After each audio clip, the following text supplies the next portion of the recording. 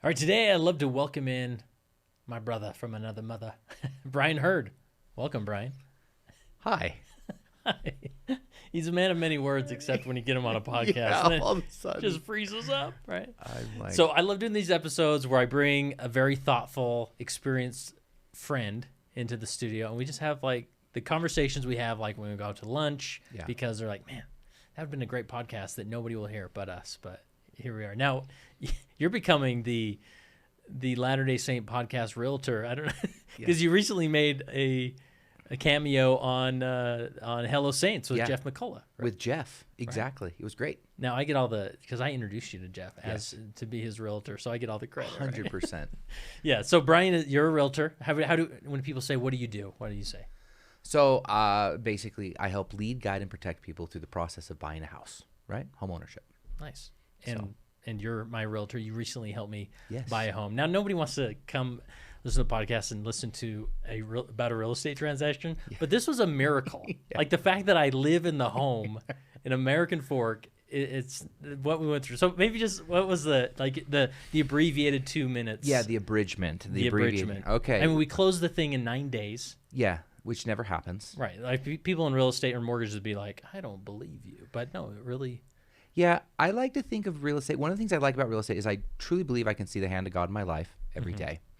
There are always because where people live matters, especially totally matters. Especially, I mean, in our faith tradition. I mean, really anybody, but I mean, it sculpts your life. I mean, the ward I'm in is because of where my house is. Right? Exactly. Yeah. That's where your kids are going to be raised. That's where you're going to find community, right? That's where your life is going to happen. And so like I believe it is like a sacred thing. And when I approach it that way wholeheartedly, and really that line between like doing all you can and exercising faith, the short version of your story is basically we had someone that was going to do an assumption on your loan. Out of the gates, it seemed like this is a slam dunk. It's going to be done in a few months. And just to help the Legion audience, if you ever want to do an assumption, and those in the mortgage industry know this, like don't do it. Like it's a unicorn. I was going to say, in theory, it's like communism. Like it's like this should work. This should totally work. There's no problems. Yeah. Anyways, so anyway. So we had a buyer. We had a buyer. Assume the home. It looked like everything was going to work out really great, and like we found a great home in American Fork. Found a great home in Eagle Mountain actually at first. Oh yeah, we did at first. And then we realized quickly, like, hey, this timeline that the bank's telling us isn't going to work. And then we kind of go back to the drawing board, and we're like holding on. And then we kind of hit this point where it was like, we either need to decide we're going to like wade this out until the end, or we either need to tell them like, look, if this thing works out, that's great. If not, though. Like, we're actually going to keep trying to sell the house so somebody can buy it now. I feel fortunate the buyers were understanding of the situation, right? And the way things worked out, we basically got to like the 11th hour, and then out of the blue, right? This is where the miracle unfolds. Yeah. And then like 10 things had to happen, which half of them you didn't even know about, because I was like, I'm not going to tell them everything because it's just going to freak out, because it was like a day-to-day. Yeah. But one of the things that I told you after the fact, I thought, that was the first time that lender had done that loan program, because it was a brand new program. And that, like, it didn't even exist 2 weeks before that. Right. So anyway, it ends up working out. You guys are where we're at. Your wife is incredible. I just wanted to tell you. She deserves her own podcast. She does deserve her own podcast. The Atlanta Frankham Show. I would listen to it. Just humble and faithful, and just... like we had to put that in God's hands. Like when I look back on 2023, that was the miracle, the number one miracle in that year, where God was like, I just want you to know I am still in charge, dramatically in your life. Yep. And I'm like, yes, sir. All That's right. And so anyways, if anybody's moving within Utah, I can't recommend Be Heard in Real Estate more. Like you really do an amazing job, and I trust you fully with that. And I hope other people thank you reach out. So it really is. I feel so fortunate that I get to do it, because I really do love people, and I feel like I get a window into their life that most people don't get. Yeah. And I feel like I've done it enough that I trust the process, even when there's times where it's like, okay, this is interesting, and when you can see the hand of God in your life every day. I think that's something everybody wants. Now let's go into that a little bit, because this is like leadership adjacent, and really, I mean, it is leadership. And you've had an opportunity to be Elders Quorum president. I mean, you've done the rounds and whatnot with leadership. But like when I go to, you have different company events like many realtors do, but like I go to your summer barbecue, and everybody there, all your clients think like, well, I'm Bryan's best friend. I mean, everybody else is sure they're Bryan's friend, but he knows me the best. Like the way that you have a gift of stimulating and connecting, relationship with people. And maybe it's one of those things you were just born with, but like, how would you pick that apart? Like, what's the science behind that of connecting with people and building trust with them from the beginning? Yeah. That's a great question. My simple answer is that I am a person that, like, my leading and guiding principles are connection and relationship, right? And what I've learned is that oftentimes, most of the time, God teaches me through other people. And so it's not from this perspective. I mean, the truth is I just love God's children. And what I found is the people that have friends, I usually get along really good with their friends, and it works out really well. At a deeper level, if I'm paying attention, like, it's amazing the things that I can learn about myself through just listening and going through something with somebody else, because I see myself in them often, right? And it's so much easier to sift through my things through the lens of that, right? Because then I go introspective and I'm like, oh, this and that. And it just, it gives me deep perspective. And the science is like, I believe that everyone's walking around with a sign around their neck in big, bold letters that says, make me feel important. That's all we want. Yeah. And that's not a manipulative tool. The truth is like, people's name, they love to hear their name. They love when people ask them, what are you doing? What's important to you? What's going on in your life right now, right? And the art of listening and connecting, I think it's like, I think it's an attribute that we desire. I think it's like in our DNA. Yeah. And I feel like I've been fortunate where I've had a lot of people in my life that have been that person for me. And then I've just realized, like, it's important to me too.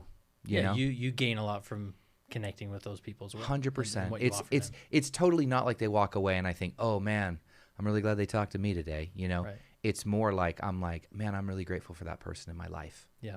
And, some people might see you in your day-to-day job as a realtor think, well, the guy's gunning for a commission at the end of this. He wants to build relationships, and sure, you got to make a living, and that's part of the recipe that you hope comes out at the end. But maybe it just takes, like, when you show up to church, right? Like, and again, I don't think you even realize you're doing these things, but just that authenticity you put forward is like, I've watched it from a distance and thought, like, how do I want to be that person, because it's so I want to sort of get on in the suit and suddenly I'm Bishop Franco. I'm like, how are you today? Like, I sometimes have a hard time just being Kurt all the time, but I feel like you never have a problem being Bryan.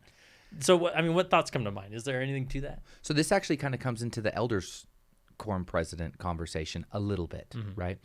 So I kind of like shuttle between like Elders Quorum and youth. Like, that's kind of like your callings and whatnot. Yeah, they just kind of just tennis me between the two, which I love. Yeah, it's great. And I was Elders Quorum president for a really short period of time before our awards shifted, and then I wasn't. So it was like a 6-month span. But what I realized is, like, a few things. One, I was like, there's 3 dudes in my Elders Quorum, basically. There's the dude I never see that's on the list. Like, there's not literally 3 guys, but we're going to go sometimes I metaphorically. You lose me, yes, Bryan, okay. You lose me. All right. So there's the dude I never see. There's the dude I do see, right? That's like, but he's checked out. And then there's the dude that's like there and he's trying to do the best he can. And that's like a scale, right? Some are like, dude, I'm on an upswing in life. Others are downside, but they're like, I'm going to church because I got a testimony, right? And some of those guys are making comments a lot. Other guys are like playing brick breaker at the back of the room. Right, their fantasy football team, And then there's the dudes I don't see. And what I realized is that when I started to make an effort to reach out to people that I didn't see, because I was an Elders Quorum president, there was already a wall up. It was like, why are you here? Oh, you must be, right? You're the guy. You're the guy, Like, you're right? supposed to do this, Mm-hmm. right? And when I was released from that calling, it was very apparent to me that I was like, I can do more good outside of a calling than I can inside of a calling. And I'm just going to pretend like my calling for the rest of my life is to connect with the people in the ward, and oftentimes the ones that people don't see, right? So I am going to be the guy that's like, I get people together. I go to Topgolf once a month with like people in my Elders Quorum. And I remember I invited some people that like don't go to church very often, right? Or don't go to church at all. And the one guy in the middle of the thing's like, hey, so is there like a catch to this? Like, when do the missionaries show Yeah, up? are you like doing home teaching right now? I'm like, no, we're actually just going to Topgolf. That's it, you know? And I just realized, like, this is where I was kind of telling you, like, the Lord's work is happening inside the church, right? As it should, right? But it's also very much happening outside through people just being disciples of Jesus Christ. Yeah. No agenda, because my job is to love. That's my job. Yeah.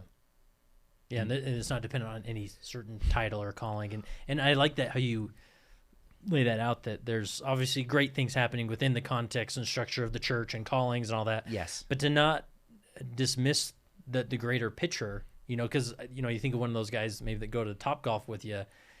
In the eternities, he may meet his maker and be like, where were you? And he'll be like, Bryan Hurd, dude. Like, I sent Topgolf. Like, I was there the whole time. And then that love will, that connection of godly love will be there and be like, oh, so you never did abandon me. Okay. Well, hey, sorry I stopped going to church, but, you know, mortality was tough. Okay. Yeah. Right.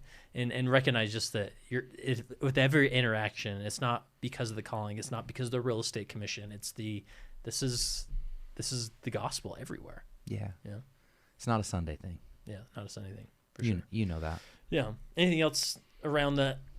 Just like showing up in church, I mean, being yourself, that would be worth mentioning, or is that? And I know these are elusive topics. It's hard to be like, here's the 5-step plan, right? So here's the things that I thought was interesting. The blessing about being with the youth is that it's sacred, because you are a vessel or a portal for these parents for their kids, and you get to see a window inside of them, consistently showing up over a period of time through campouts and activities and this and that, where, like, I personally believe that, like, a youth leader doing it right is as influential, if not maybe in some areas more, than the parents, right?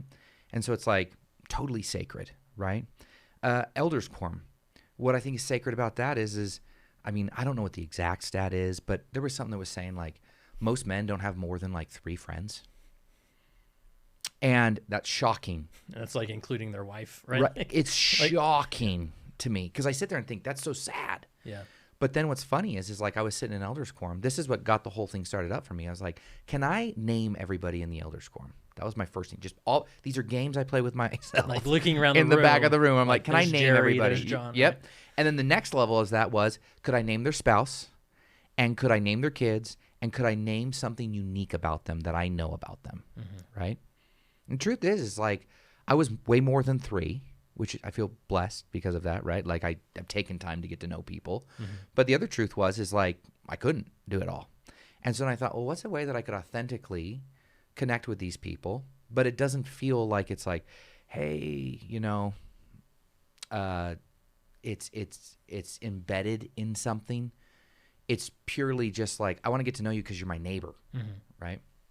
And when people can feel that, the wall just goes down, because at the core, our DNA is we want to feel connection. We want to have relationship with other people, right? Men don't want 3 or friends or less, but something's happening in their life that's creating that, right? And so, and I am a more outgoing person, you know, Maybe more of an extrovert than I others. am right? more extroverted than others. But here's the funny thing: as I've gotten older, I don't think I'm as extroverted as I used to be. Yeah. So Yeah. So a few years ago, I forget when you sort of brought up you had these ideas brewing in your head about men's work. yeah, And you're not a therapist, like you said. You're a realtor, you know, Yeah. nor are you an aspiring life coach or therapist or anything. But you just felt this call to create something that you can invite other men into, and maybe unpack that. For what purpose? I mean, what was that journey like, or what's the story behind that?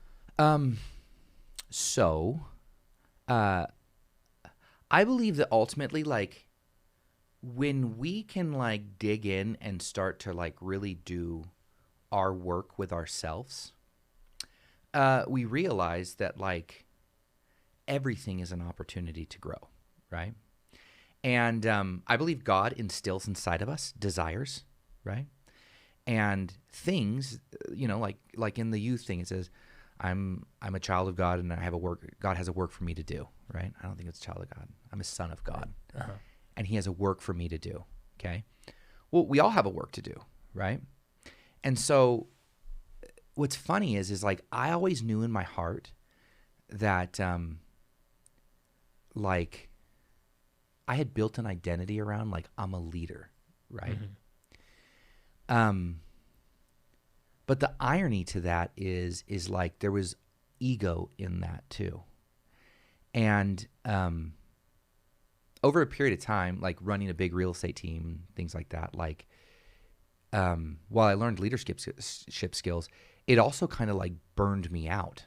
Yeah. Okay. And the Evolution Project kind of became like this passion project that I had drafted up in my mind years before, and then life was just so busy, I never got around to it because there was always something that was pulling at me. You know, it's like we had a child, an unexpected child 10 years later. That happens, bro. That it does, turns out. And that was like a shift. I had some changes in my business. That was a shift. COVID happens. That's a shift. There's all these things. And I hit this point where I had gone so long talking about, thinking about, journaling about something, and I never did it, that it literally was creating like cognitive dissonance physically in my life. Like I'm a very optimistic person, but I feel like if I was to explain to you like everything that I was feeling at that time, you'd be like, dude, that sounds a lot like depression. Yeah. You know? And it was manifesting in I couldn't be the guy that I used to be. Yeah. So I want to like take a snapshot of this because I think people around you, around Bryan Hurd, they will see. It's almost like the Robin Williams dynamic where they're like, come on, this guy, like he loves life. He doesn't have any problems, but really behind the scenes and again, not that you were hiding it, but you'd open up to those that were close to you, just being like, I can't sit with where I'm at in life. Like there's something else calling me into this. And I think your experience is very typical with other men where, you know, we go home and we look into the eyes of our children and we feel this call of, I am supposed to provide for them. And we're like, we jump out of bed ready to go. And generally speaking, if people looked at you, those that know Bryan Hurd or have worked with him, they think he is called to be a realtor. Like he's just good at, but behind the scenes, you're starting to feel this burnout, right? And so I think a lot of men go down this path where they're like, okay, I'm the man. I'm supposed to provide for my family. Yeah. I go down, but then that burnout starts to come and they don't know what to deal with it. They're like, no, but this is what I'm supposed to do. Yeah. Like I'm supposed to, I'm the provider. And then it leads to this hidden depression that they don't know what to deal with. And then, you know, let the suicide statistics prove the point here that it doesn't lead in a healthy way. So I think a lot of men get to this point where they're like, okay, I'm providing, I got a great business going. It's not even, you know, good or bad or indifferent, but there's something more that I need to do. And that's sort of where you were sort of processing this and leaning into that. And that what sort of led you to the next part of the story, right? Yeah, I think something that's a fallacy is like external success does not mean internal peace or internal happiness, right? And it's interesting because you study like Neil A. Maxwell, for example, and he talks about divine discontentment, right? And he talks about these concepts of like the desires of our heart, right? And he talks about these. I really identify with Elder Maxwell, like, because I sit there and go, like, what I've noticed is when I hear someone that I feel like has gone through the depths, you know, he calls it the wintry doctrines. That's what Maxwell describes us as. It's such his way. It's such his way, right? But like, there is something that when I hear somebody, like, for example, if I hear somebody in like a 12-step program, like, they have an understanding about that thing at a different level than most people, right? Because so they like the guy who comes back from war, you're like, wow, you see the world differently than exactly. I do. Right. And what's interesting is, like, I could be in a room of 100 people, but when the people talk that have gone to that like deep part of the well, I'm just like, yeah, they're talking from like deep experience. Like, it hits my heart. Like, I can feel it, you know? And, like this is the quest of life, I believe, right? The quest of life is like this, desire God has instilled in us to become more like him and realize that this is, right? Like, on this infinity scale, it's barely even blipping. Like, it's amazing all we're trying to really pack into this mortal experience. Yeah, so true. It really is. And then we get frustrated by a bad year. Yeah. And it's like, okay, dude, what's a bad year in context to, let's just say, your life? What's a bad year in context to a decade, right? Or eternity? You know, it's I think nothing. about my 20s, right? Where it's like there's so much going on. You're like trying to establish a career. And I look back now, I'm like, I could have just done nothing during my 20s. And from this standpoint, I wouldn't have really been worried. And I get, I don't, but just in hindsight, it's like, oh, I actually was just treading water. Like, I had no clue what God was really doing with my story. So. And imagine the perspective that this is what God's doing, right? He's granting us perspective as we go through this like mortal experience, right? So, during that period, like, what was coming up for me is like, I knew I needed to do something. I wasn't doing it. Certainty that I found comfort in my life was being removed in different ways, right? Like, everybody was experiencing that. And I had to make sense of it in some way. I had to put, there's this line that says, the best way to heal a broken heart is to put it to work for something to do good in the service of other people, right? So I want to dig into that concept a little bit, because there is this narrative in our culture, and I think just in Christian culture, of like, if you're having a hard time, serve somebody else, right? Which I think is a sound principle. Yeah, but in the almost moment gets it doesn't overworked. Yeah, because in the moment you're like, well, that's not what I want to do right now. Yeah, you're right. But and I've talked about this concept with Steve Shields, who's a therapist, and he talks about the importance of doing our own work. And I can only speak from a masculine standpoint, from a male perspective, but it feels almost so selfish. So when somebody says, if you're having a bad day, go serve someone else, I'm like, great, I can do that. But to really go in this battle of the wintry doctrine, right? It's often an internal struggle, and you don't know how to reconcile. And so you jump at it serving somebody else, which again, I endorse and is important. However, for men, I'm trying more and more with different episodes to really articulate this, because I don't think men know it until they've gone on that journey where they feel what it's like to do their own work, and they come back like, oh, I'm stronger. I'm more prepared. I can show up differently for my family. Yeah. Now I'm ready to serve somebody because my cup is full. Before it was empty, and I kept trying to fill it from these service things, and it's like, that's not what they're for. That's right. You got to go somewhere else and do your own work, right? And I've seen you in that sort of philosophy that you believe in deeply. Amen. Like, you just said it like so well. Like, that's exactly right. So talk to those men that are sort of in that, that physical cognitive dissonance. You feel like you almost can't even sit still because you feel like something's off in life, even though you got the house, you got the job, Totally, you got the success. But speak to that as far as the own work, doing your own work concept. Like, how would you approach that? Yeah, I think a good like groundwork to lay is that like life is paradoxical. When you when we can really grasp that idea, it starts to put a little framework on stuff, right? Because right, you like so often you'll hear people talk about serving their mission. What do they say? Best 2 years of my life. But in that moment, are they saying it's probably the best 2 years of life? Like when they're knocking doors? Yeah, and probably not. Yeah, right. And I would even go to say, like, there's probably more moments where it's, like, frustrating and challenging and all this stuff.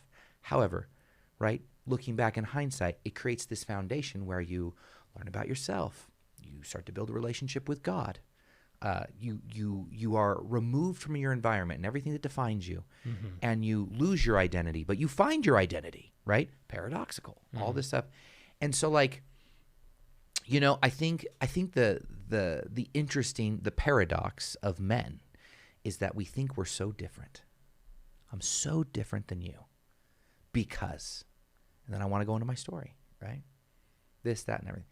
When the truth is like your story might be a little different than mine, but the feelings that God has put in your soul and in your heart, that's universal, my brother. Like, that ain't going to change. And these concepts paired with a gospel perspective, I believe is part of this whole becoming more like Heavenly Father thing. He's raising us up. And we have to go through these things. I mean, imagine this, Kurt. Of all the things I could learn in my mortal experience, right? Let's say I'm really smart. I'm a higher IQ than most people, which I'm not. That's why you're in real estate. Yeah, that's right. That's why I'm in real estate, because I'm really good at just making people feel good, but I can't add math. No, but like in this grand scope, right? I lived for 80 years, okay? I have been confined to a mortal body. I've got, you know, my mind. Sure, the Spirit is teaching me things that are of the Spirit.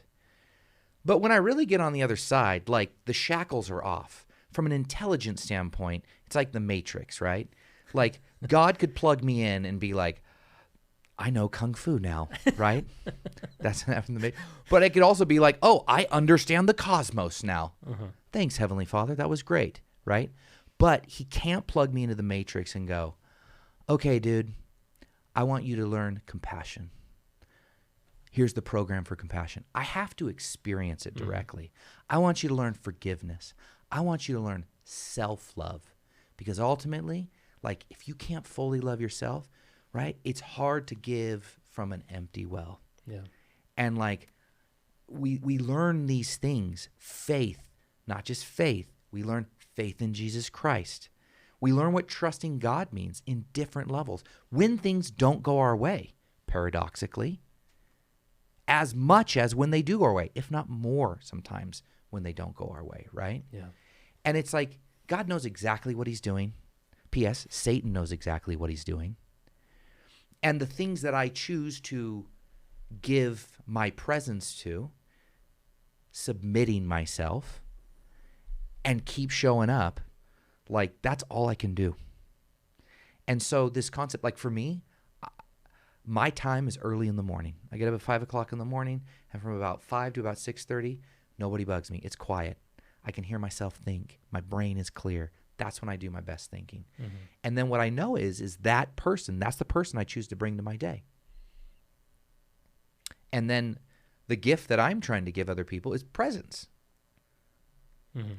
Not like I'm anything special, but in a world that's so fast, with so many things coming at us, when somebody shows up and is present with you, it's sacred. Yeah. It's awesome. Yeah.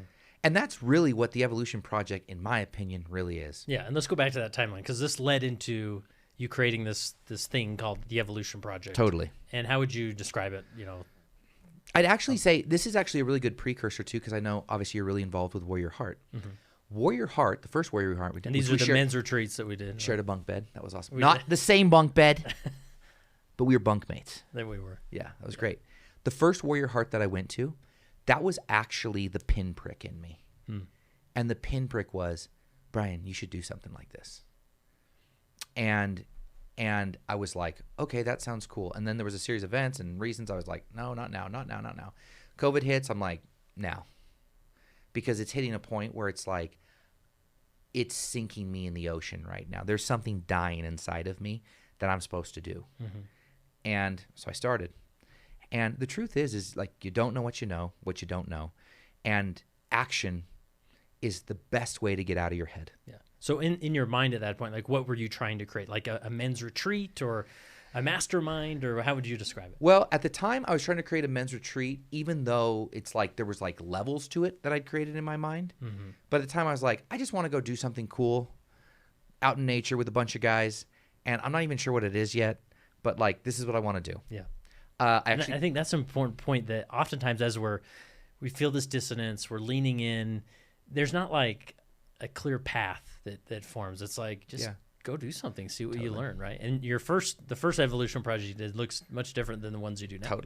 Totally. And I think that's it, right? Like the how is where a lot of people get choked up in a lot of their dreams. And I think, that goes back to imposter syndrome, that goes back into perfectionism, right? Self-sabotage, all things that, battles that I fight, right? Privately universal, I'm willing to bet, right? Deep down, we feel these things as a whole in areas of our lives. And I think that's the cool part. I think the fallacy people believe is like the leader's on top of the mountain holding the flag, victory pose, right? But the reality is the leader's right next to you on the mountain.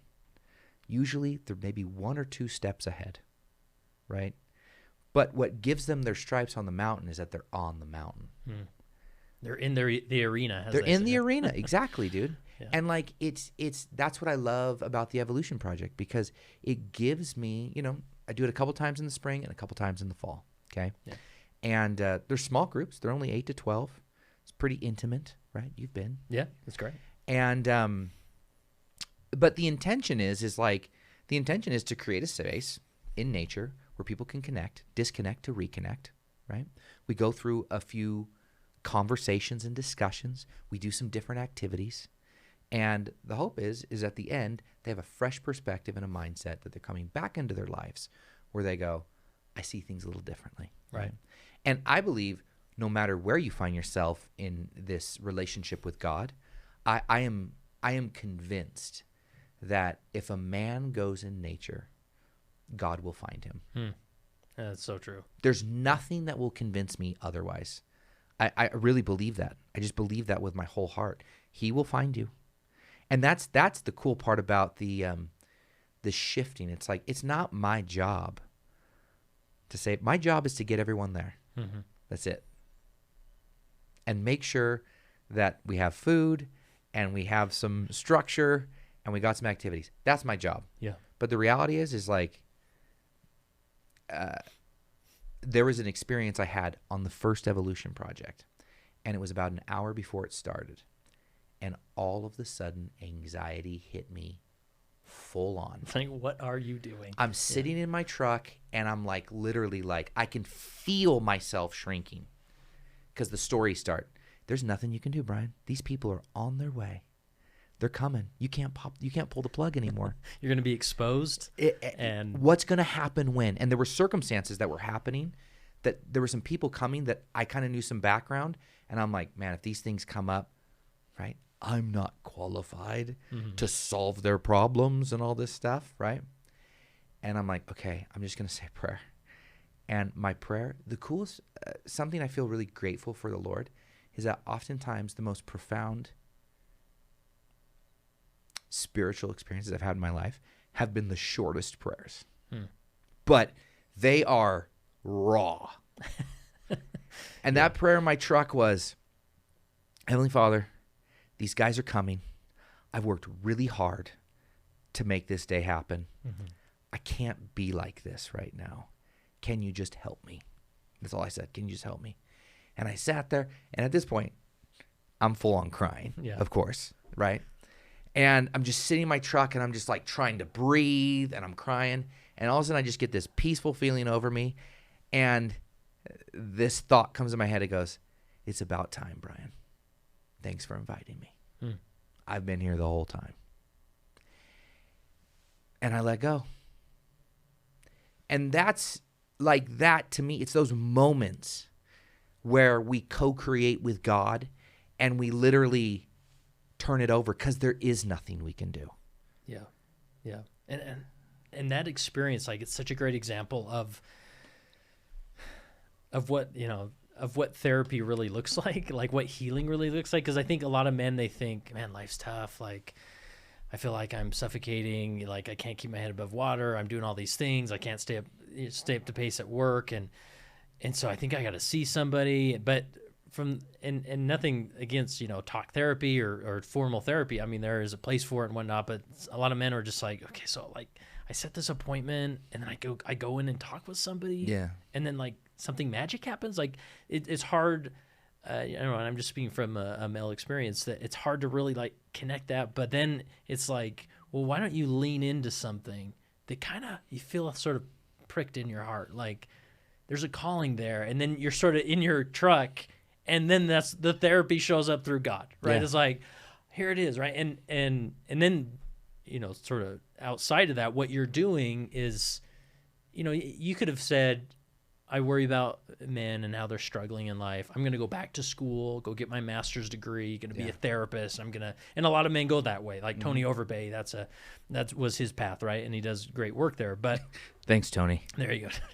But for you, it was, you're going to create this experience. And again, you don't advertise it as therapy or anything like that. But it's like, there's something about if we can just get men into the wilderness and allow God to show up, things will happen. Totally. And the fact that you created this for men to consider and lean into, if there's a man out there that is really struggling, they're like, the therapy thing isn't calling to me, like, well, try this. Worst case scenario, you get to hang out with Bryan, you get some good food, and you get away from the family a little bit, right? Like, whatever it is. But I think I appreciate, and that's why I want to promote more and more of these types of experiences. Yeah. Because men just need options to be like, okay, I can't do the therapy, but maybe I can do this. I'm going to lean into there, right? And see what comes out of it. Maybe you walk off the mountain thinking, yeah, I'll try something else, or it's life-changing. Right?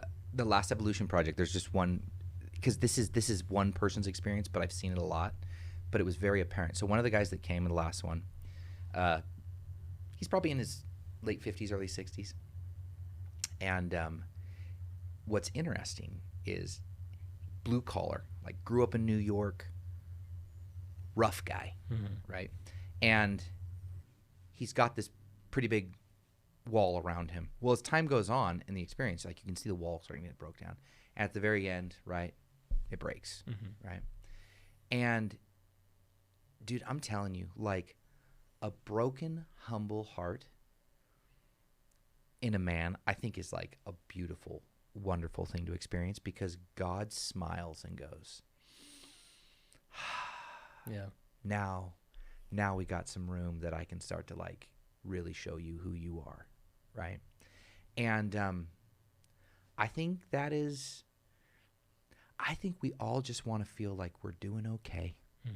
I think we all want to feel like we're trying our best, we're seeing progress in our lives, and we're doing meaningful work in our own life and having impact on the people we love and care about the most in the way we show up. Right. I think that's a pretty universal thing. However people go about doing that, I am the biggest fan, like you just said, for anybody doing that. Because, like I said, Warrior Heart, how many people has Warrior Heart impacted that have just come to it, right? Yeah, and thousands. Then I think about, then look at like somebody like me. Then I've gone on to take, right, concepts and thought, but it's a lot different, but like have impact with other people. And it's like, this is how goodness moves. Yeah. And like the net aggregate, God's just sitting there going, amen. Right. Yeah. And I think, we like to think on paper God's engaging with our hearts through the Elders Quorum lesson, and so-and-so read that quote from General Conference and it just hit me and I went home and I was different. And sure, that happens, but oftentimes, God is in the fabric of every part of mortality, where he's trying to nudge his way into that work conflict, but we're just not ready yet. But we're not in we're not in Elders Quorum. I can handle this, I just need to call this person and go tell that person off or whatever, Yeah. And but then just these, it's just more of organic experience. And so these are just experiences. And I also want to reiterate to people, like as men come, like these aren't like these forced therapeutic things. Just like you're here, you can sit there and observe. We may do some things you want to lean into, whatever, but I don't want men to feel like that, oh, this is going to be weird and Bryan's going to have me, rappel blindfolded off a cliff and, to teach me a lesson. Like it's just such a... We actually just throw you off the cliff. Okay. Okay. All right. You signed the waiver for us. Yeah, you're fine. It's okay. No one's died yet. So anyways, so these happen. Anything else worth mentioning that, and you've just felt your heart come alive as you do these things is one way to offer this to men. And I mean, if you ever want to check it out, myevolutionproject.com, that's the website, right? There's 3 rules that we try to follow at the Evolution Project that I believe fosters an environment. And I want you to hit on these, especially as people listen, like think about, because I think there's a lot of leaders out there that they're thinking in the context of Elders Quorum. Yeah. Like, hey, maybe I'll go to Bryan's thing, maybe I'll go to Warrior Heart, but like, what about, like, what can I just do? This is totally applicable. So think about these in that context, right? And I will say that in a day and a half period, I've had many men come up to me and said, I feel closer to these guys. These guys know more about me than my neighbor that I've been living next to for 5 or 10 years, right? Mm-hmm. But this is what I think part of the magical recipe is. Number one is that it's a safe environment, which means when I share something, it's between us. It doesn't give anyone permission to go air my laundry, right? Now, oftentimes when we're speaking as men, we never own the sentence, right? So we say, when you're going out to your car and it starts raining, man, I really hate when that happens to everybody, right? It's like, no, you hate that it happens. I love the rain. I go run around, and get soaking wet. So the second principle, so the first one is it's a safe environment. The second principle is that we speak in I statements. Mm-hmm. So we own our story. When I'm talking about something, it's me. I. And this is a really important concept, I think, and you hear this a lot in maybe therapy circles and whatnot, but really crucial in an Elders Quorum. And again, you need that the leadership needs to create these boundaries because right now, I don't doubt if I said something crazy in Elders Quorum, I wouldn't doubt that most of the men would go and tell their wives on the way home in the minivan, right? Exactly. And because that boundary hasn't been set. So therefore, I naturally hold back. Totally. I'm not going to give everything in my heart because nobody set that boundary. So sometimes it's often for a leader to remind the group, like, hey, I want you, brethren, to know, like, the things we talk about here, we invite you not to talk about them anywhere else. Yep. This is a brotherhood that we're forming, and that's crucial. And then this I statement, because it's so easy to talk about people outside the room. Totally. And like, oh, those people who really struggle with the commandments, or, pornography is such a issue in so many's lives, but like, no, talk about you. Exactly. In my life. And sometimes it's, maybe you don't want to talk about how you struggle with pornography, but speak from the I, right? When someone owns it, that is actually the first step to any change. Mm-hmm. I am 100% responsible for everything that is happening in my life. The good things in my life, give yourself a high five. The bad things that are happening in my life, own it, right? Because like those things, like I'm responsible, indirectly or directly, right? Third principle is that when someone's speaking, I don't have the right to cross-coach you, okay? So you say something, you give something, you share your heart. Then immediately I raise my hand and I'm like, yeah, Kurt, I had the same problem. And when I had that problem, I did this, that, and this, and it really helped me out. You should do that. Mm-hmm. What did I do? I immediately sucked all the air out of the room and I invalidated you publicly in front of all these other guys, right? Yeah. Even though my heart was still trying to connect with you. Mm-hmm. So instead of doing that, when you say that, I just look at you and I touch my chest, and all I'm saying is I feel what you're saying right now. Now, after the discussion, I could personally come up to you and go, I said, are you open for a reflection? Which means, are you okay if I share something with you that's personal about my life? You have the right to say no. Mm-hmm. No, I don't. Yeah. And then I go, okay, dude. Yeah. I felt what you said today. Thanks for sharing that. Yeah. But if you say that you do, that opens the dialogue where I can say, when you said that, I felt this. I had a similar experience. It really brought some feelings up inside of me. Thank you for sharing what you shared today. So it's still no cross-coaching, but it's connection, right? And with those 3 simple principles, it's amazing what you start to see happen, because we then ask everybody in the group, can we all play by these rules? Yep. And then we say, hey, here's the deal.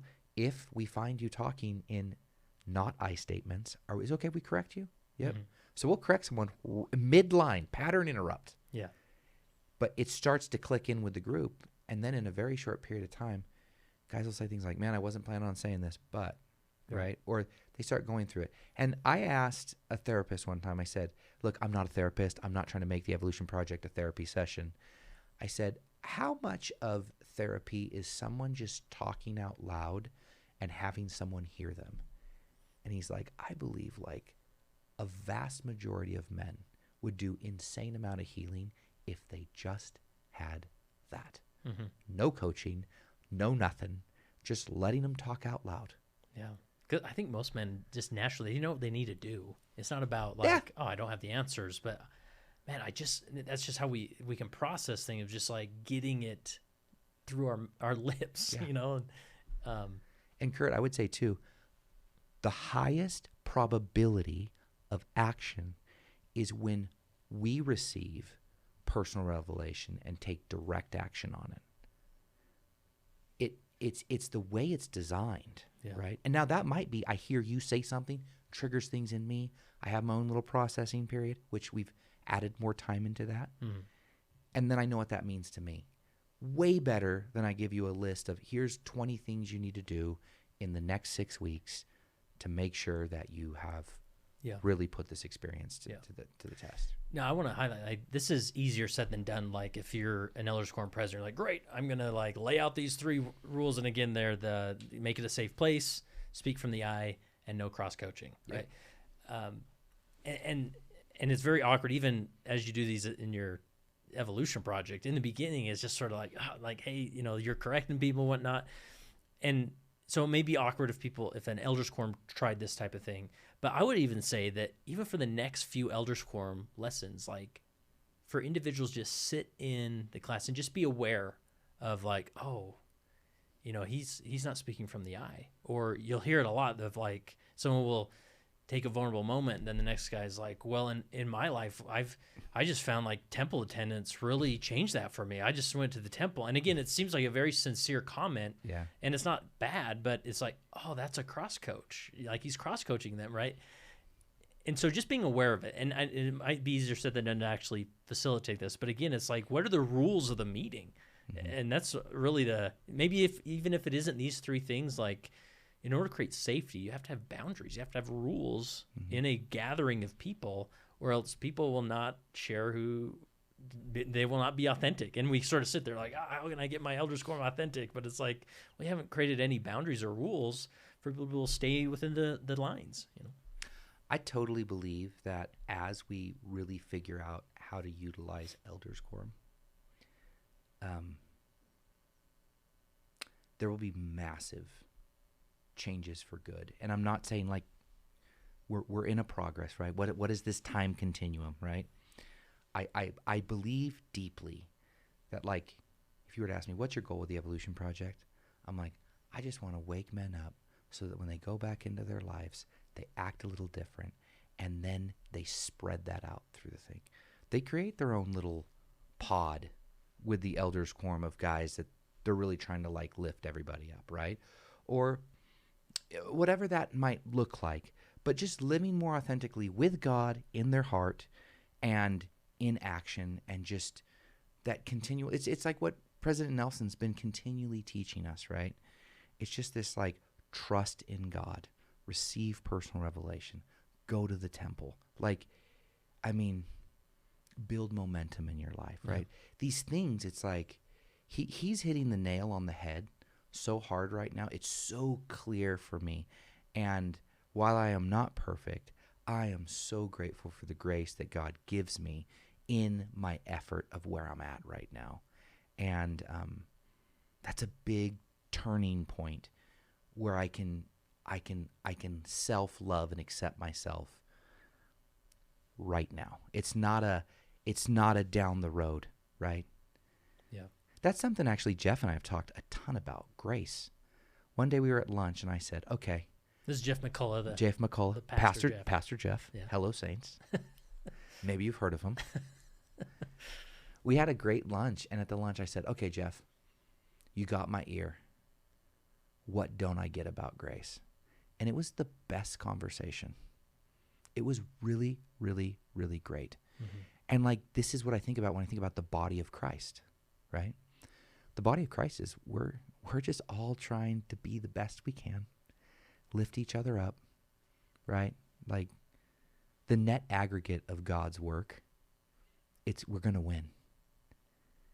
The way we win, though, is like we become a Zion-like people. Mm-hmm. And that could be through Warrior Heart, right? That could be these things too, right? I'm saying like I'm not. They are not ordinances, right? Like this is not the temple at any means. This is not the Church of Jesus Christ of Latter-day Saints. But if it enhances who I show up as when I go into the Church of Jesus Christ of Latter-day Saints, and it makes me more a disciple of Jesus Christ, and it makes me have a Zion heart, amen. Yeah. Lord's going to do his work inside and outside of the work because he's got to gather a lot of people. And it's going to hit in different ways for different people. And so, like, I just want to champion everyone around me because that's what that's the desire that God has put in my heart. Love it. Any other principle, concept, story that we missed? Or I think we man. pretty well. I just want to tell you, I didn't really say this at the beginning, but dude, we've been friends for like well over a decade now. Yeah. And are you breaking up with me? No, yeah. We're actually going to have a define the relationship right now. No, I was actually just going to tell you how much I've enjoyed your influence in my life. You've been there a lot of checkpoints along the way. There was some divine movement in connecting with each other for sure. It absolutely has been like that. So I really did want to express, I want you to receive my gratitude, really. It is received. Thank you. And I just want to tell you that I love you and I love what you're doing. And you're building Zion people too, right? I hope so. You are. I hope so. I met him from Australia before I came in That's here. right. That's right. So, obviously, if people want to learn more about, you mentioned it, myevolutionproject.com, right? And there'll be third week in April and middle of May. Cool. And it starts on a Friday morning at 8. We end at 3 o'clock on a Saturday. The group's 8 to 12 people, so it's not a big group. Right. I have a few people that help me do it. It's up at a place called Camp Oakley. It's gorgeous. It's got a river running through it and yurts.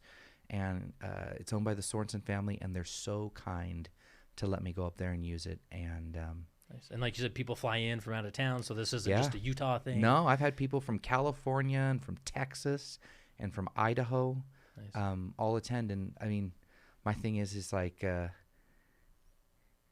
it's a conversation that's interesting to me, and I'm going to keep doing it. Yeah, I love it. Love it. I encourage people to check it out. And you also mentioned Warrior Heart, which you just came to our last boot camp and enjoyed that. By the way, I'm bringing the leadership squad to I don't know if it's going to be the Arizona one or the one here. Cool. Yeah. But I want them to experience it. Yeah, and I want to say like one's better than the other. I want to promote as many of these opportunities out there because I think a lot of men don't know where to go to find this type of stuff. And I say this like they are different experiences, right? And I will tell you, I just went to a Warrior Heart in October. Mm-hmm. The level that you guys are doing it at and how it's, I mean, I don't know, I'm not going to go into like too much detail here, but profound. That's awesome. You were there. Uh-huh. You know exactly what I'm talking about right now. Yeah. I had a really big breakthrough. Cool. And Chris and Steve and Doug. Sorry, Doug. I mean, there's several staff members, but it's a solid squad. Yeah, we come together and make it happen. And so, like a Warrior Heart's more of like if you want to have this type of experience with 100+ men, that may excite you, or that may intimidate you. Then you may want to look at maybe 8 to 10, like the Evolution Project, and start there. So one's not, or you can come to one and go to the other, or neither, or just listen to this podcast. And also I want to mention if people are looking for an awesome realtor, BeHeardInUtah.com, right? So BeHeardInUtah.com. And honestly, I really love it. Yeah, I promise you, it will be an awesome experience working together. Yeah, and a lot of it's like in between you're visiting different homes, you're talking about this kind of stuff, and and it's fun that you make those You know bonds. what's cool? I've embraced both in my life. There's a period of time where I felt like I got to be like all in real estate and talk about the Evolution Project over here, but not too many people. And then it was like, dude, maybe the Evolution Project's my calling in life, and like that's what I'm really supposed to do. And instead of this like or, I became an and said, no, actually both can coexist in my life. I don't need to hide it. It's who I am. It's making me a better real estate agent actually, because I'm connected with my heart and I feel alive again. And like there is like undivided. I feel undivided. Yeah. So awesome. All right. Last question I have for you is, as you reflect on your time in the Evolution Project. I mean, this was a leadership calling, even though it wasn't one that maybe they sustained you in sacramenting for. But nonetheless, it's a leadership calling. So how's being a leader helps you become a better follower of Jesus Christ? Oh, dude, it's a constant mirror. And I learn through other people. And Heavenly Father will serve it up as much as I want if I go to him and say, all right, dude, I'm ready. Teach me. And be okay. I'll serve it up to you. What I found is I keep getting the lesson until I learn the lesson. And then when I think I've learned the lesson, I get a test that if I really learn the lesson, and then he teaches me the next thing. But it's usually through other people mixed in with my own work, right? And you can't lead people where you haven't been. That's the bottom truth. That's why I'm such a believer in you got to go into the dark parts of you. You've got to go into the shadows, because until you've explored the shadows, you can't fully embrace your light. I believe that's true, and I believe doing that with Jesus Christ and the atonement of Jesus Christ, it is a holistic, pure process. He wants to make us whole. We can become whole. We've gone through these things for a reason. When you can put meaning to pain, right, or things that haven't gone your way, all of a sudden it transforms and it becomes something super beautiful. And that's, I just believe in that to my bones. Cut it. We did it. Wow. All right. Good job, man.